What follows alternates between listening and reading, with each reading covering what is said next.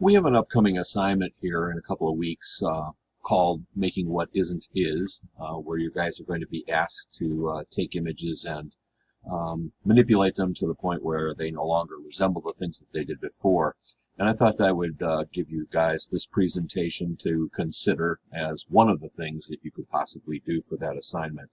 So anyway, enjoy. I found this years ago as a tutorial online on how to change a perfectly nice Victorian house into a haunted house.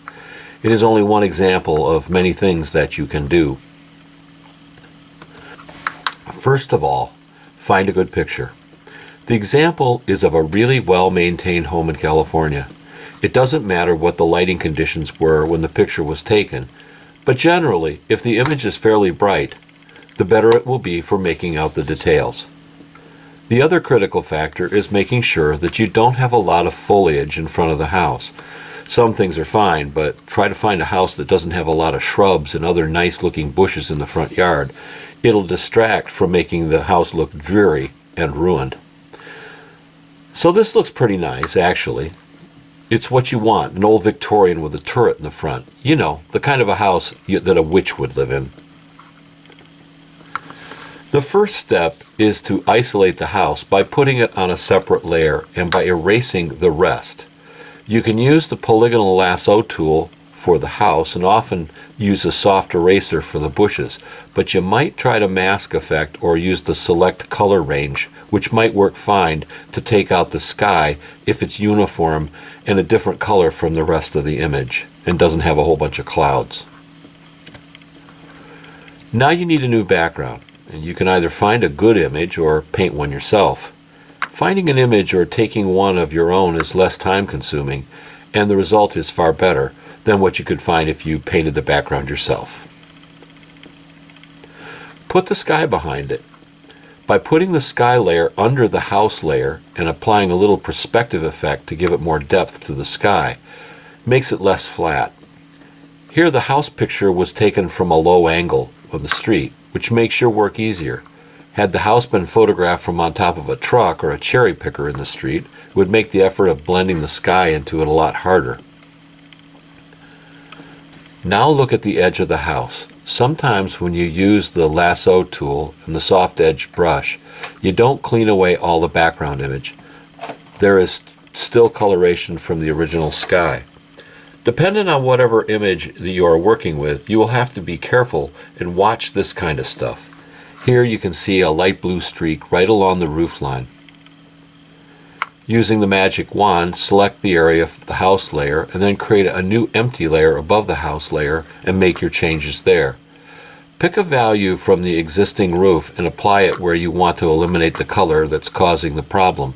This requires a lot of going back and forth between the original house layer and your correction layer. It may take you a couple of tries. Using the hue and saturation and also the color balance, adjust the colors of the house and the sky layers so that they blend together better. Remember, the original house was taken on a bright sunny day, and you're trying to set this in a stormy background. Next, get rid of the palm tree that hides part of the house on the left side. Since you want to create a morbid mood, it'll have to go, and you don't have time for Roundup. This is probably the most delicate step because you have to hand paint the missing part of the house. The best tool for this is the clone stamp. That allows you to paint something using another part of the picture for reference. I'll try to demo this in class with something. Here they have added a lightning bolt to make the scene a little more disturbing. Using the simple non-feathered brush, this is simple. Draw your lightning bolt, duplicate the layer, and use copies of it in the lightning glow. You can also try doing what I did with a neon sign in that demo. Then use the dodge tool to brighten the clouds in the cloud layer from where the lightning is originating through the clouds.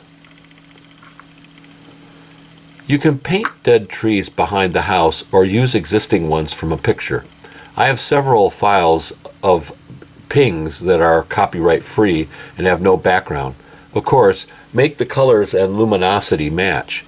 If you're searching online for copyright free images, you should be able to find some convincing dead trees to match your image, maybe a lot of other really cool stuff as well. There is also an option of trying to locate some images of your own using your camera. Just be careful when taking the images to get good clean shots. The fun part is trying to figure out how to effectively distress the house and make it look old and decrepit. You want to make it look older and in disrepair. This hole in the roof was painted with brushes. You can also do a lot of staining and weathering this way. Remember, however, to do this in various layers, not directly on the original house. That way, if you make a mistake, you can easily correct it, or throw it away and start over. Don't be afraid to add broken parts. The house is supposed to be still standing, so don't go too far. Notice the broken wooden beam, the pipe, the boards, and other parts of the roof, and a window. When you break something, use the clone stamp tool to fill in the empty space you created. Make it look dirty. Here's the porch detail zoomed in. You can see the detail on the broken window in the upper right hand. You can achieve this kind of effect by isolating an area in a separate layer using the polygonal lasso tool and doing a lot of the work using brushes and other effects. Again, remember, layers are your friend. The last step is to create a levels adjustment layer to get the final contrast. For this purpose, you may want to create a number of duplicate layers of the house. First, take all of the various layers that you created, broken roof, broken window, dirt, etc., and merge them into one layer. Do this by duplicating all of the various layer effects. Turn off the duplications and then merge them down into one. Now make additional layers and add the levels adjustment to those layers. This will safeguard your work. Here is what they came up with in the final. Compare that to the original image and the painted additions. This is a fine example of what you can do to make an original piece of artwork out of a copyrighted image. So long as you add enough details and change things enough, it could be fine. The more you change things, the better.